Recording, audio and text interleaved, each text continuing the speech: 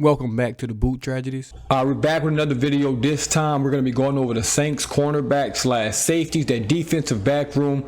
Now this room is very, very interesting. Mixed with a lot of vets, a lot of young guys, a lot of guys with experience, a lot of guys without experience. Now obviously losing Dennis Allen, this is probably the one area it will hurt. With Dennis Allen, he was really, really good at coaching these cornerbacks / safeties up, kind of making it work with whatever and whomever we had out there. Obviously, it's going to be a new scheme with Staley out there as the DC now, who's obviously he's a good DC as well, but things might just be a little different. And let's go through player by player just to start it off and see what we got. Obviously, we can start with Kool-Aid McKinstry. Second year, had an okay rookie year. Really didn't get to play that much. When Lattimore got traded, he got a little more playing time towards the end of the year, and he has the talent. He's gonna, be that number 2 guy this year. He's gonna, be replacing Paulson Adebo or Marshawn Lattimore, however you want to, look at that. But he's gonna be thrown into a starting role this year, and he's gonna have to produce. We're losing 2 pretty good cornerbacks, at that cornerback position. He's going to have to produce, spent the high draft pick on him, and he's going to have to be one of those guys that steps up in his secondary room with very, very little experience. Isaac Yiadom, we can go right after him, who I think is a very, very good cornerback. And it wouldn't shock me, there's not any bold prediction or bold takes right now, if this guy somehow becomes the best cornerback on the roster. Or I wouldn't say becomes the best cornerback, but just has those moments and plays the best out of all these guys, man. And when he's out there, for some reason, I seem like he's just always in the right spot. He's always making plays. And I really, really like him as a number 2 cornerback behind him. Hopefully, Kool-Aid can beat him out because that's what you drafted him that high for, as a replacement to Adebo or Lattimore. So hopefully, that doesn't become a battle. But if it is a battle, I think it's just because Yiadom's playing very, very well. Now we look at the other cornerback spot, and you go with Alontae Taylor. Obviously, he has to be the number 1 guy at cornerback. He's been moved all around, for the Saints since he was drafted out of Tennessee. He's been an outside corner, been a nickel. When he first came on the scene as a rookie, he was in that slot. He was guarding Devontae Adams, locking him down. He was guarding Hopkins, locking him down. Then, he's just been inconsistent in the slot. I've seen him have games where he give up like 10 catches, 150, it seems like. Then I've seen him have games where he just shuts down a receiver. And the Saints didn't give him, any help by moving him around so much as a young player in his career, trying to learn that outside position, learning that nickel position, just bouncing, around. Now, obviously, that's going to help him in his career because now you've played so many positions, the defense inside and out. Hopefully, Staley can come in and say, hey, Alontae Taylor, I want you to be the outside corner.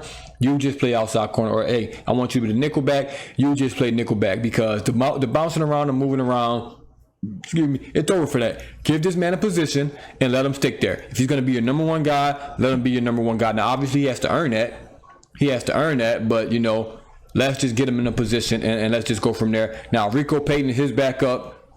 I won't go to anybody after Rico Payton. I think Rico Payton had a really, really good last year. New kind of off-season mini camp, preseason and things like that. But they never really gave him a shot to produce. I think this year he'll have opportunity.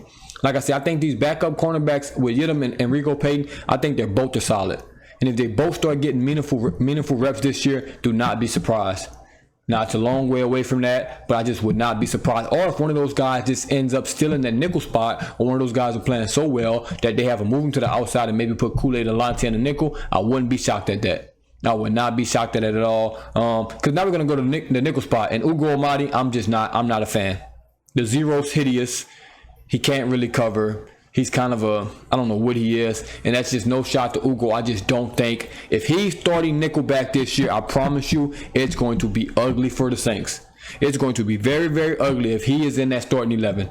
And I'm sorry to say it.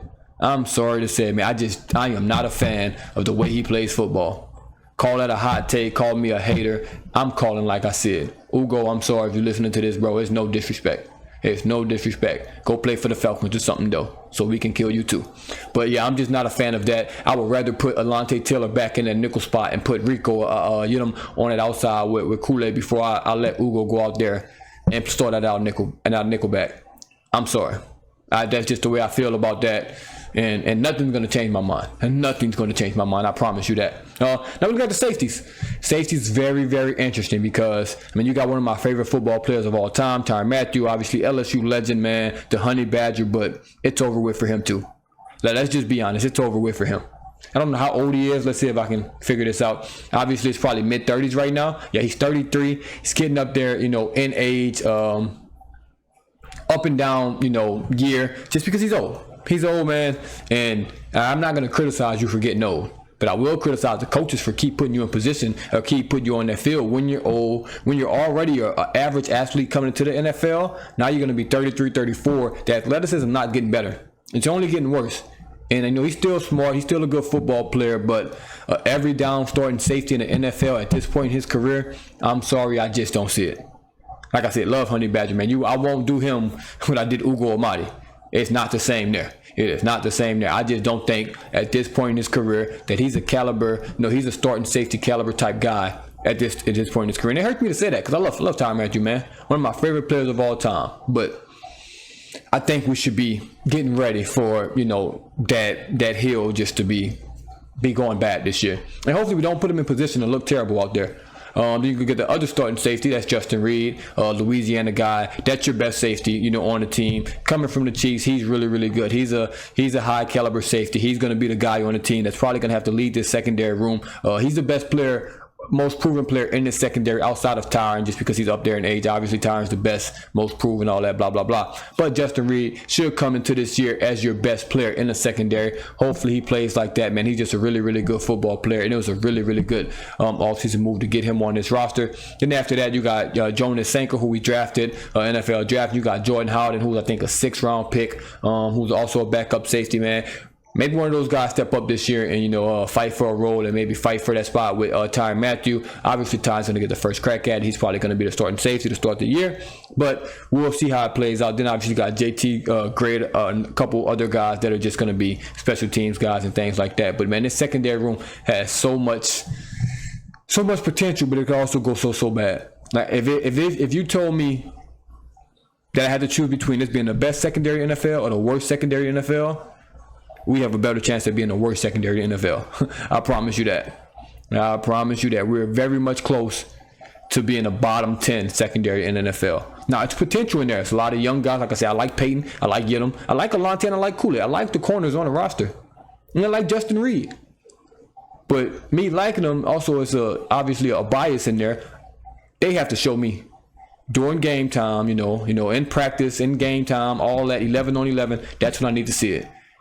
Because none of them have really proven anything outside of Tyrann Mathieu and Justin Reed, but he hasn't done anything with the Saints, so you unproven to me right now. But that cornerback room scares me a little bit more than the safety room. Now the scheme can help us.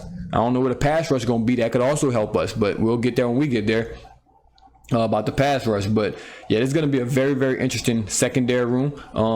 Excited to see what we do, man. Excited to see what we do. Like I said, we do have young talent in there with mixed with some old guys. It's a very good mixture. This is probably the best mixed room that we have, with a bunch of old guys, with a bunch of young guys, a guy that's in his prime and Reed. It's a lot of mixture in there, mix and match. I do like that for the Saints. You got JT Gray, who's a captain, special teams guy. The room is great. You got children of all ages in that room, and that's what you want. But it's not like the quarterback room where you got just 3 guys that never played football before, basically. So this room's a good mixture, and I can't wait. I'm excited to see what the hell happens with this room. But like I said, it could be good, but it could go terrible. And hopefully it goes well. Let me know how y'all think they will play, how we will line up, with this crew. But thank y'all for tuning in once again, man. As always, it's the Boot Tragedies, and I'm out.